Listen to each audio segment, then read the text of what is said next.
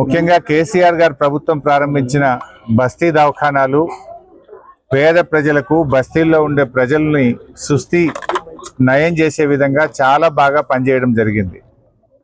ఆనాడు కేసీఆర్ గారు ముఖ్యంగా హైదరాబాద్ నగరంలో బస్తీ ప్రజలకు ఇబ్బంది కలగొద్దు, బస్తీ ప్రజలకు తమ వాకిట్లో తమ గడప దగ్గరనే వైద్యం అందించాలనే ఉద్దేశంతో భారతదేశంలోనే మొట్టమొదటిసారిగా బస్తీ దవాఖానా కాన్సెప్ట్ను మన హైదరాబాద్లో కేసీఆర్ గారు ప్రభుత్వం తేవడం జరిగింది.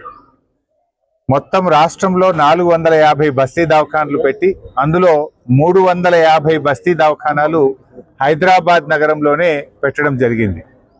ఆనాడు బస్తీ దవాఖానాల్లో 110 రకాల మందులు ఉచితంగా ఇచ్చేటువంటి ఫెసిలిటీ, 134 రకాల పరీక్షలు, వివిధ రకాల ల్యాబ్ టెస్ట్లన్నీ కూడా ఉచితంగా చేసి పేషెంట్స్ యొక్క మొబైల్స్కు పంపించేది. కానీ ఇలా 2 ఏళ్ల కాంగ్రెస్ ప్రభుత్వం వచ్చిన తర్వాత బస్తీ దవాఖానాలకే సుస్థి పట్టుకున్నది. ప్రజలకు సుస్థి చేయాల్సినటువంటి దవాఖానాలకే ఇలా సుస్థి పట్టింది. ఎందుకు అంటే ఇప్పుడే నేను షేర్లింగంపల్లి నియోజకవర్గంలో లింగంపల్లి బస్తీ దవాఖానా సందర్శించాను. అక్కడున్న డాక్టర్ గారిని పలకరిస్తే నాకు 3 నెలల నుంచి జీతం రాలేదు అన్నారు. అక్కడున్న స్టాఫ్ నర్స్ దేవమ్మను పలకరిస్తే నాకు 5 నెలల నుంచి జీతం రాలేదు సార్ అన్నది. అక్కడ పనిచేసేటువంటి 4th క్లాస్ ఎంప్లాయీ ఆ అమ్మాయిని పలకరిస్తే ఆ అమ్మాయి నాకు 6 నెలలైంది సార్ జీతం రాక అంటుంది. మరి అక్కడ పనిచేసే సిబ్బందికే 5 నెలలు 6 నెలల నుంచి జీతాలు రాకపోతే వాళ్ళు ప్రజలకేం వైద్యం చేస్తారు? వాళ్ళ కడుపులోనే నొప్పి ఉన్నది జీతం రాక. మరి పేదల కడుపుల నొప్పిని ఎట్లా వాళ్ళు నయం చేయగలుగుతారు? అంటే రేవంత్ రెడ్డి ప్రభుత్వం చెప్పేదేమో ఒకటి, చేసేది ఒకటి. చెప్పడం ఏం చెప్తున్నారు? 1వ తారీఖుకే అందరికీ జీతం ఇస్తున్నాం అన్నారు. మరి వీళ్ళకి 6 నెలల నుంచి 5 నెలల నుంచి ఆ డాక్టర్ గారికి, ఆ స్టాఫ్ నర్స్కు, అక్కడ పనిచేసే కంపౌండర్కు జీతం వచ్చే పరిస్థితి లేదు. జీతం సంగతి అట్లుంటే మందులన్నీ ఉన్నాయా? నేను డాక్టర్ గారిని, స్టాఫ్ నర్స్ని అడిగాను. ఆ రోజు వైద్య ఆరోగ్య శాఖ మంత్రిగా కేసీఆర్ గారి నాయకత్వంలో నేను ఉన్నప్పుడు 110 రకాల మందులు బస్తీ దవాఖానలో ఇచ్చేవాళ్ళం. ఇప్పుడు ఎన్ని రకాల మందులు ఉన్నాయమ్మా అని అడిగాను. అంటే 60-70 రకాల మందులు ఉన్నాయి సార్, ఒక 40-50 రకాల మందులు లేవు, సప్లై లేదు సార్ అన్నారు. అంటే 50 రకాల మందులు ఇవాళ బస్తీ దవాఖానలో పేదలకు అందుబాటులో ఉండడం లేదు. చిన్న చిన్న సిరప్స్ కానీ బేసిక్ గోళీలు కూడా ఇవాళ బస్తీ దవాఖానలో అందుబాటులో ఉండడం లేదు. అంటే 40-50 రకాల మందులు లేవు. అక్కడ పేషెంట్స్ను పలకరిస్తే ఏమంటున్నారంటే, సార్ కొన్ని గోళీలు ఇస్తున్నారు, కొన్ని బయటకు చిట్టి రాస్తున్నారు, కొనుక్కోమంటున్నారు, లేకపోతే కొండాపూర్ ఆసుపత్రికి పొమ్మంటున్నారు, కానీ మాకు అన్ని రకాల వైద్యం ఇక్కడ అందుబాటులో దొరకడం లేదు అంటున్నారు. అదేవిధంగా టెస్టులు చూస్తే B12 టెస్ట్ కానీ విటమిన్ D3 టెస్ట్లకు రీఏజెంట్స్ లేవట. అంటే మిషనరీ అంతా కేసీఆర్ ప్రభుత్వమే కొన్నది.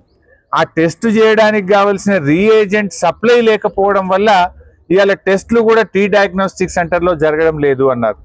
అంటే రేవంత్ రెడ్డి గారు మాటలకు ఎక్కువ, చేతలకు తక్కువ. ఇలా కనీసం బస్తీ దవాఖానలో మందులు సరఫరా చేసే తెలివి లేకపోయి, టీ డయాగ్నోస్టిక్ సెంటర్లో రీఏజెంట్ సరఫరా చేసే తెలివి లేకపోయి, గా డాక్టర్లకు కనీసం గా జీతాలు వస్తున్నాయా లేవా రివ్యూ చేసే టైం లేదా రేవంత్ రెడ్డి గారు? నీకు నేను అడుగుతా ఉన్నా. ఇవాళ రేవంత్ రెడ్డి గారు ప్రభుత్వంలో ఎట్లా తయారైపోయిందంటే, మొన్ననే చూసాం కొడంగల్లో 108 సకాలంలో రాకపోవడం వల్ల ముఖ్యమంత్రి నియోజకవర్గంలోనే పేషెంట్ చనిపోయిండు. సకాలంలో 108 అందకపోవడం వల్ల, వైద్యం అందకపోవడం వల్ల ఇవాళ మనుషులు చనిపోతున్నటువంటి పరిస్థితి ఏర్పడ్డది.